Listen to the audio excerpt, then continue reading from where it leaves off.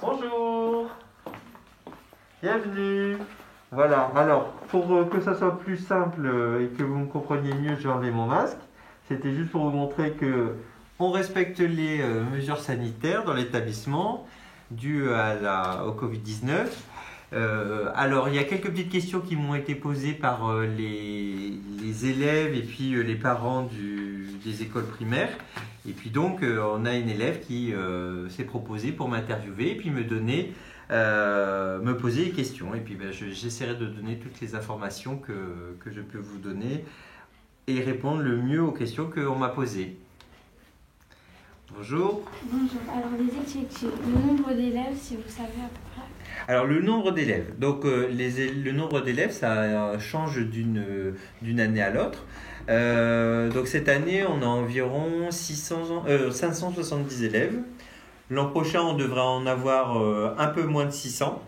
On attend que les élèves de CM2 justement puissent venir s'inscrire et puis avoir le nombre exact d'élèves. Après, il y a quelques départs dans les autres niveaux, il y a quelques arrivées, ça va se stabiliser à la rentrée, mais environ 600 élèves au collège pour l'année prochaine. Le nombre de classes. Alors le nombre de classes. Ça va aussi varier en fonction du nombre d'élèves qui nous arrivent en 6e. Ce qui est prévu pour l'année prochaine, c'est 7 classes de 6e, 7 classes de 5e, 7 classes de 4e et 6 classes de 3e, en comptant la SECPA, qui est une classe qui est un peu particulière, parce que c'est une section particulière, mais on les intègre comme tous les élèves du collège, et même en 6e, les élèves de SECPA sont dans les classes avec les autres élèves de 6e. Ils sont inclus dans les classes de 6e. Le nombre de professeurs. Alors le nombre de professeurs, lui aussi, peut varier en fonction du nombre d'élèves, au nombre de classes qu'on a. Alors je peux vous dire qu'actuellement, on a 35 professeurs. Certains professeurs sont sur plusieurs établissements. Donc voilà, et puis après, il y a plus ou moins de professeurs en fonction de la matière. Alors, par exemple, en français, il y a beaucoup de professeurs. En physique-chimie, il y en a beaucoup moins parce que il y a plus d'heures de français que de physique-chimie. Le nombre de professeurs par élève et de matières en 6e. Alors, le nombre de professeurs par élève. Alors, le professeur, lui, prend une classe. Donc, la classe, souvent, en moyenne, c'est entre 23 et 27 élèves. Ça dépend des niveaux. Et puis, le professeur, il peut, sur certaines matières, faire des demi-groupes. Et puis, sur d'autres matières, il va avoir des classes entières. Donc, il va avoir les 23 à 27 élèves dans sa classe. Les horaires. Nombre d'heures de cours par semaine. Alors, le nombre de cours par semaine pour un élève, pour tous les élèves du collège, il y a 26 heures de cours. Ça, c'est obligatoire. Maintenant, comment elles sont réparties dans la journée, ça dépend d'un emploi du temps qui va être fixé, qu'on va travailler tout cet été, qui va être fixé en septembre.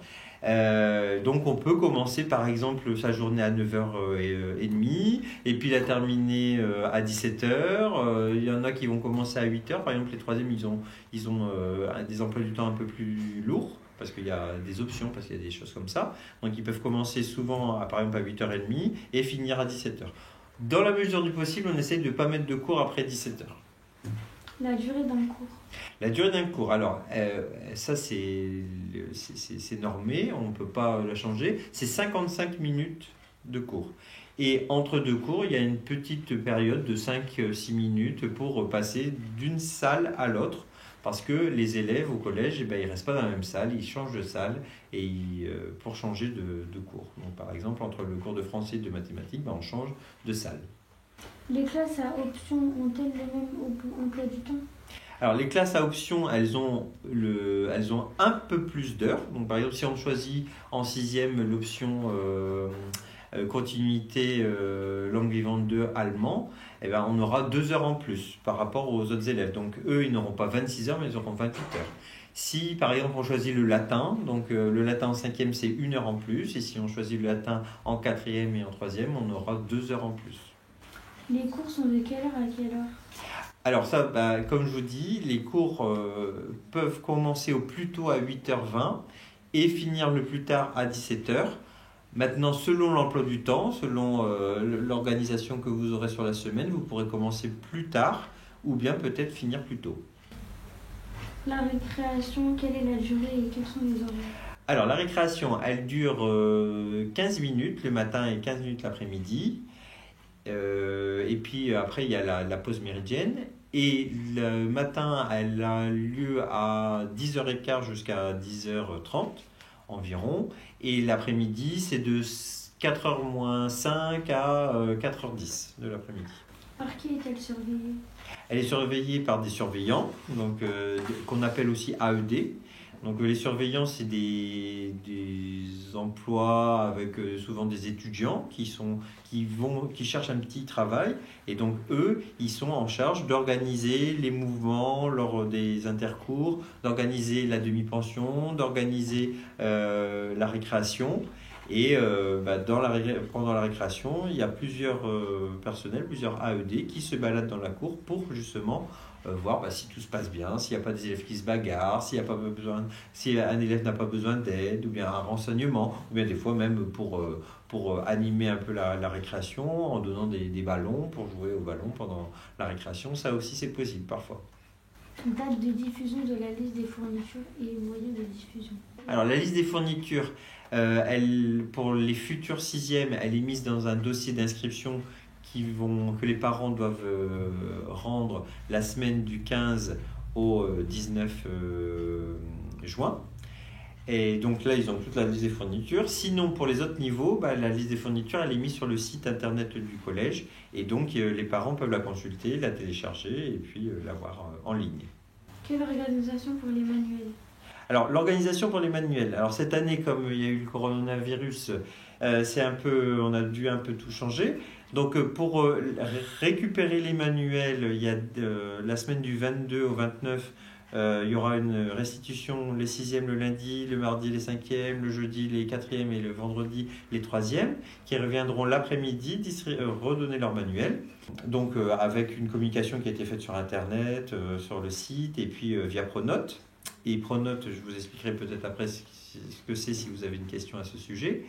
Et pour distribuer les manuels, ils vont être distribués au moment de la rentrée par lot. Donc en fait, chaque élève aura un lot de livres et il en sera responsable tout au long de l'année. Quelle organisation pour les casiers? Alors les casiers, ils sont donnés aux demi-pensionnaires, donc c'est ceux qui restent manger à la cantine. Et donc en début d'année, on va avoir la liste de ceux qui restent déjeuner au collège et donc on leur attribuera un numéro de casier. Ils devront ramener leur cadenas, ils en seront responsables. C'est-à-dire que normalement, quand on a un casier, on n'y met que les affaires de celui qui est titulaire du casier. On ne doit pas prêter son casier à quelqu'un d'autre, on ne doit pas mettre des affaires de quelqu'un d'autre dans son casier parce que, comme on est responsable, s'il y a des vols, c'est le titulaire du casier qui sera responsable de ce qu'il y avait à l'intérieur. Quelle organisation pour le garage à vélo? Alors le garage à vélo, si vous avez un vélo, une trottinette, quoi que ce soit, vous venez, vous pouvez déposer à l'entrée du collège votre vélo ou bien votre trottinette. Il est très très très recommandé d'avoir un cadenas, d'accord, à mettre autour de la roue ou bien sur le manche de la trottinette pour éviter les vols. Et puis c'est plus sécurisant parce que même si un élève n'est pas mal intentionné, mais des fois hop on se trompe de trottinette, on part avec, alors que si on a le cadenas, il n'y a que le titulaire qui a la clé ou bien le code pour déverrouiller le cadenas. Les salles sont-elles équipées avec des TNI et des ordinateurs?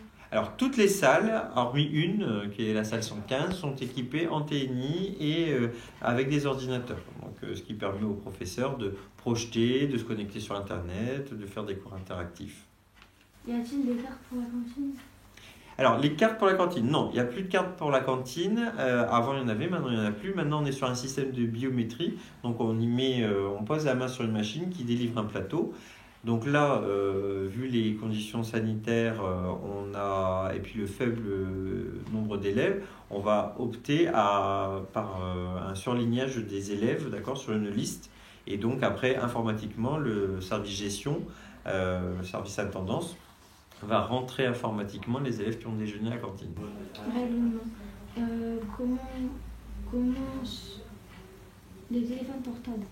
Le téléphone portable. Alors, Monsieur le ministre, Monsieur Blanquer, depuis 2 ans maintenant, nous a dit qu'il ne fallait plus avoir de téléphone portable au collège, que l'utilisation du téléphone portable est interdite. Et donc, si si un élève était surpris à utiliser son téléphone portable, eh bien, il serait confisqué. On a le droit de confisquer le téléphone. On rappelle, les parents doivent prendre rendez-vous avec moi pour que je leur restitue le téléphone. Comment se passe le retard? Les retards. Alors, si vous avez un retard, vous vous présentez au collège. On est obligé de vous accepter au collège. Il n'y a pas de... Par contre, si vous êtes en retard de plus de 10 minutes, vous n'irez pas en cours, vous serez pris en charge par la vie scolaire, les surveillants dont on parlait tout à l'heure. Et si c'est un retard de moins de 10 minutes, vous serez accepté en cours, mais le professeur signifiera que vous êtes arrivé en retard. Le carnet. Si vous avez un oubli de carnet? Non, le carnet. Alors, le carnet de correspondance, c'est un petit livret qui est très important parce qu'on met toutes les informations, tous les professeurs mettent toutes les informations. Et puis qui peuvent dire aussi, faire des remarques bonnes ou moins bonnes sur l'attitude des élèves. Ce carnet, c'est comme le passeport. C'est comme si vous aviez votre passeport pour aller à l'étranger. Là, c'est votre passeport pour aller au collège. C'est votre pièce d'identité et on doit le présenter à l'entrée à la grille et à la sortie aussi pour vérifier que justement, sur l'emploi du temps qui est sur le carnet de correspondance, vous avez bien terminé vos cours. La nourriture. La nourriture. Alors la nourriture, nous on a la chance ici au collège d'avoir une cantine qui fait elle-même sa nourriture. Donc c'est pas une cuisine centrale qui vient d'un autre établissement. Et donc la nourriture, elle respecte les règles d'hygiène, elle respecte aussi les règles des nutritionnistes. Et on doit présenter des menus les plus variés possibles et les plus équilibrés possibles. Le jeudi, alors cette année c'est le jeudi, peut-être que l'année prochaine ce sera un autre jour, on a aussi l'obligation de faire un repas végétarien. Donc ça veut dire sans viande du tout. Et donc tous les jeudis, il y a un repas végétarien qui est proposé à tous les élèves au collège. Les autorisations de sortie, les absences de professeurs. Alors, les autorisations de sortie, si exceptionnellement, par exemple, il y a une sortie, vous devez sortir pour une raison médicale, il faut que les parents le mettent un mot dans le carnet de correspondance, le signifie. Vous irez au service vie scolaire, d'accord, pour justifier de votre absence ou bien qu'il faut une sortie. Maintenant, si vous me demandiez les absences des professeurs, donc s'il y a un professeur qui est absent, il y a un logiciel qui s'appelle Pronote ou bien ENT, d'accord, et les parents peuvent le consulter en ligne et donc ils voient si les professeurs sont absents ou pas. Si un professeur, par exemple, le matin, venait à être absent parce qu'il a été malade dans la nuit ou bien il a eu un souci, d'accord, la vie scolaire prend en charge la classe et si l'élève est autorisé à sortir, on appelle ses parents pour dire est-ce que vous autorisez à exceptionnellement faire sortir votre enfant plus tôt ou bien dans la journée. D'accord ? Comment se passe la rentrée ? La rentrée, comment elle se passe ? Alors pour les sixièmes, je vais parler plutôt des sixièmes parce que pour les autres niveaux, ça ne va pas trop être intéressant pour vous. Mais pour les sixièmes, tous les sixièmes et leurs parents sont invités dans la cour. Moi, le principal, madame la principale adjointe, les professeurs principaux vont, alors un professeur principal c'est un professeur référent pour la classe, vont accueillir tous les élèves et puis donc on va prendre la liste, on va égrener le nom des élèves par les listes d'élèves et puis là on va répartir les élèves par classe. Donc on va dire tel élève est en 6e 1, tel élève en 6e 2 et une fois que toutes les classes seront constituées, l'élève part avec le professeur principal et là la rentrée se déroule et on va leur donner toutes les informations qui sont importantes. Les inscriptions sont-elles terminées ? Les inscriptions ? Sont-elles terminées ? Ah non, alors les inscriptions, non. Là, on a juste donné les dossiers aux écoles primaires. Là, les parents appellent pour justement prendre un rendez-vous pour venir la semaine du 15 au 19 juin pour faire une inscription en présentiel en déposant le dossier qui doit être complet et qui doit avoir toutes les pièces justificatives. Et une fois que ce dossier est rendu, effectivement, l'élève sera inscrit officiellement au collège. Généralement, de la journée de rentrée. Le déroulement de la journée de la rentrée. Alors, le déroulement de la journée de la rentrée, il y a eu ce moment d'accueil parce que les professeurs principaux, ils vont accueillir les élèves et puis ensuite, on va leur donner leur manuel, on va leur donner leur carnet de correspondance, on va leur expliquer le règlement intérieur. Donc, c'est le règlement de l'établissement avec toutes les règles et tous les devoirs et tous les droits des collégiens. On va leur faire une visite du collège, on va leur expliquer aussi comment se déroulent les différents cours, on va leur donner leur emploi du temps, on va leur expliquer comment leur emploi du temps va se passer. On va aussi beaucoup les rassurer parce que c'est sûr qu'en sixième c'est compliqué quand on arrive dans l'établissement. Et puis après, pour les sixièmes, il y a une journée, une demi-journée, une journée de rallye qui permettra aux élèves de sixième de un peu se familiariser avec l'établissement, avec les différents personnels et puis de dédramatiser un petit peu et de les rassurer sur leur rentrée en sixième. Aura-t-il un plan donné aux élèves? Y aura-t-il un plan? Un plan de nos élèves, un plan de l'établissement? Alors le plan, on ne va pas leur donner de plan parce que l'établissement il est sur 2 étages, c'est compliqué et puis c'est pas très lisible. Par contre, comme je vous disais, on va les faire visiter le collège et on va leur expliquer par exemple que toutes les salles qui commencent par 100, 1, 2, 3, 4 sont au premier étage parce que 100 ça commence par un 1 donc c'est le premier étage et toutes les salles du deuxième étage seront 201, 202, 203 et ainsi de suite. Absence des professeurs. Oui. Que doit faire l'élève en permanence? Alors l'élève en permanence, il doit faire ses devoirs, il doit s'avancer, il doit réviser ses leçons. S'il n'a pas de devoirs, s'il n'a pas de leçons, s'il a déjà fait tout fait, on pourra lui proposer d'autres activités. On peut aller aussi au CDI. On peut par exemple, quand on a une heure de permanence, demander si on peut aller au CDI. Alors le CDI, c'est le centre de documentation et d'information. C'est comme une bibliothèque si vous voulez et puis vous pouvez consulter des livres, vous pouvez aussi avoir accès à des ordinateurs et puis faire des recherches et puis si vraiment il n'y a pas de rien à faire et qu'on a déjà tout fait au CDI et qu'il n'y a plus de place au CDI, la vie scolaire réfléchit aussi à un moyen d'accompagner les élèves, alors sur du tutorat ou bien peut-être aussi ça peut être le moyen d'aider un de ses camarades qui est un peu en difficulté et de faire un tutorat entre élèves. Autorisation de sortie.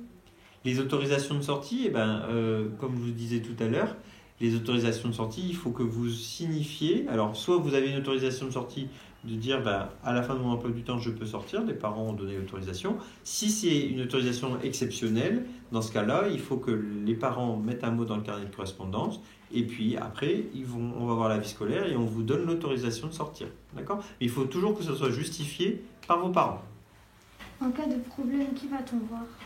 Alors, quand il y a un problème, alors ça dépend quel problème. Si c'est un problème avec un professeur parce que il y a eu, une note qui n'a pas été comptée, ou bien si il y a une erreur sur la copie et tout ça, vous allez voir le professeur concerné. Si par exemple c'est en français, vous allez voir le professeur de français. S'il y a un souci, vous avez par exemple une absence qui n'est pas justifiée, ou bien il y a eu un appel des parents, vous irez voir plutôt la CPE. Si il y a vraiment un gros souci, vous pouvez aller voir le professeur principal, qui est un professeur référent, d'accord ? Si c'est une situation qui devient compliquée avec un professeur et que vous avez peur d'en parler, vous pouvez en parler à la CPE, au professeur principal. Et puis après, si c'est vraiment une grande préoccupation, un grand problème, vous pouvez venir me voir moi ou bien aller voir la principale adjointe, madame la principale adjointe. À quoi sert l'infirmière? L'infirmière, alors l'infirmière, elle sert si on se blesse, donc on va voir l'infirmière. On peut la voir aussi si elle peut vous demander de venir la voir aussi parce que vous avez peut-être un traitement, un PAI, un protocole d'accompagnement individualisé, d'accord. Après on peut aller voir l'infirmière aussi parce qu'on a un souci et moi par exemple des jeunes filles en 4e qui ont des problèmes avec les garçons et tout ça et qui veulent en parler à quelqu'un mais ils veulent pas aller voir le principal, ils veulent pas aller voir les professeurs, on peut aller voir l'infirmière, vous voyez. Si on a un souci à la maison et qu'on ne sait pas trop à qui en parler et que on se dit tiens je vais aller en parler à l'infirmière parce qu'elle va pas me juger, on peut aller voir l'infirmière. On peut aller voir aussi pour ces petits soucis là l'assistante sociale, Madame Spack. On peut aller voir Madame Berlot qui est la conseillère d'orientation psychologue. Vous voyez, vous avez plein de personnes Vous pouvez aller voir la CPE. C'est aussi selon vous, ce que vous ressentez et puis les affinités que vous avez avec les personnes. Il faut que vous puissiez trouver quelqu'un en qui vous avez confiance. À quoi sert la CPE? À quoi sert la CPE? La CPE, c'est la chef du service vie scolaire et c'est la chef des AED, des surveillants dont on parlait tout à l'heure. Et donc, elle va s'occuper de tout ce qui est les absences, de tout ce qui est la vie de l'élève hors de la classe, des mouvements dans l'établissement. Elle va aussi appeler les parents s'il y a des absences, s'il y a un problème de comportement. Elle peut prendre aussi des rendez-vous avec les parents pour recadrer un petit peu les choses. Et puis après, elle a aussi un rôle d'animateur, d'animatrice à travers le CVC, le Conseil de vie collégienne, qui est une instance, en proposant par exemple, je ne sais pas moi, la journée déguisée, en proposant une activité, en proposant d'autres, je ne sais pas, dans le CVC, on peut demander à certains élèves, par exemple, qu'est-ce que vous pensez de l'aménagement de la cour? Et elle pourra nous aider. À quoi sert la psy? La psy-EN, alors la psy-EN, elle sert surtout ici au collège à l'orientation. D'accord, à l'orientation des troisièmes, elle va sortir surtout aussi à l'accompagnement de certains types d'élèves qui ont, par exemple, des handicaps. Vous voyez, des fois, certains élèves ont un handicap et donc on doit faire des dossiers. L'orientation, par exemple, en fin de sixième, pour une classe de SECPA ou bien pour un autre dispositif. Donc elle va surtout aider les parents et les élèves à voir ce qui est en termes d'orientation. Après, c'est une personne référente, on peut aller lui parler de tout, de tous les sujets, et puis si elle peut nous aider, elle nous aidera. À quoi sert l'assistante sociale? Alors, l'assistante sociale, c'est aussi une personne référente qui va vous aider, qui aide les parents, qui aide les élèves. Alors, parfois sur un point de vue financier, parfois sur un point de vue pour écouter les gens, pour leur donner des conseils. Vous voyez, sur une situation problématique. Alors, pas forcément liée à l'enseignement, mais surtout à la situation familiale ou bien à des problèmes financiers. Vous avez terminé ? Je vous remercie. Des questions? Est-ce que vous avez d'autres questions? Est-ce qu'il y a... Non? Il n'y a pas des points sur lesquels je dois être un peu plus clair? Eh bien, je vous remercie beaucoup de vous être proposé à faire cette interview. Et puis, voilà, parce que ce n'était pas un moment facile.